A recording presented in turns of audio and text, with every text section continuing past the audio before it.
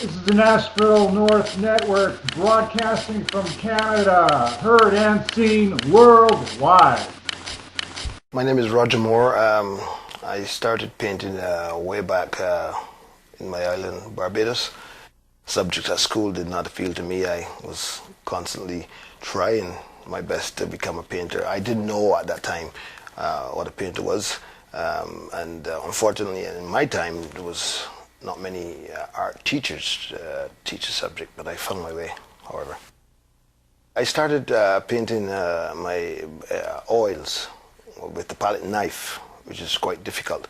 And as I got here and I started to raise a family, I find that oil painting and the substances that makes the oil, the turpentine, etc., was too strong for the kids and to breathe in the apartment. So I switched to watercolors and found it was much easier to work with.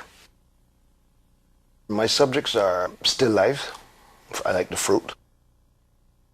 I'm not afraid to do people.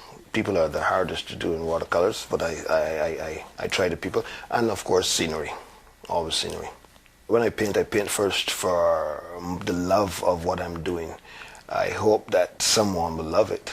I paint first because I like that piece and because I like doing that subject. I sell my work in shows, sometimes the Barbados Consulate or friends would have shows, mostly private sales where people who I dealt with before would call upon me and ask me to either do a painting, commission me to do a painting, or they'll come to the house and see something they like and purchase it.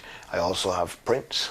I have 6 prints. I have 3 limited edition and 3 unlimited edition. So this helped to supplement the cost of the equipment, etc., etc. I'm never sentimental about any piece I do.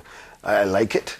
I would like to keep it, to study it, because it's good to have your work around that you can study your mistakes and some of your achievements. But at the same time, I was never ever sentimental of any piece I have. If it's a good piece, I'll price it accordingly. And if you must have it, well, then you will purchase it for the price that I want. And then that sits in the house until it's gone. Sometimes you get really carried away and you want to prove that you can paint every little minute detail. And I did with this one. Actually, I had to stop because it was too realistic. For many years, I said to people, I love fall. It's the best season. But until I fell in love with spring, of course, spring is to me the best season, and a lot of my paintings are influenced with spring. To complete a painting, let's say a full-size sheet of watercolor paper, which is a 30 by 22, if you do that, depends on the subject. If it's a busy subject, if it's lots of people or whatever is in the painting, it can take you a whole day. I've done a piece of work, a portrait that took me 25 minutes. But the secret of a watercolor is once you have to know when to stop. That's the secret. Most people carry on and labor on it, and after a while you find that you have gone too far. When you go, attempt to paint a watercolor, to craft, to do it, you have to stretch paper.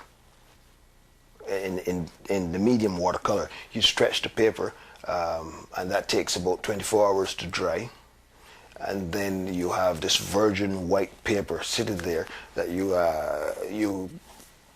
already have your subject. You know what you're going to paint, whether it be a bowl of fruit or a scenery.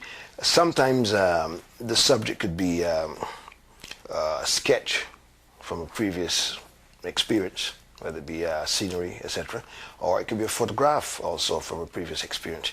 But the photograph is always my interpretation, my construction in the camera. Good brushes are very important, and I was fortunate to acquire a number of good brushes, good watercolor brushes, which I have presently in my collection.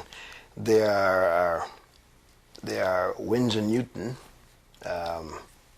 Red Sable, and they range from number 3 to number 12. But once you have acquired the technique in painting watercolors, you can paint with anything. You know, you can paint with feather.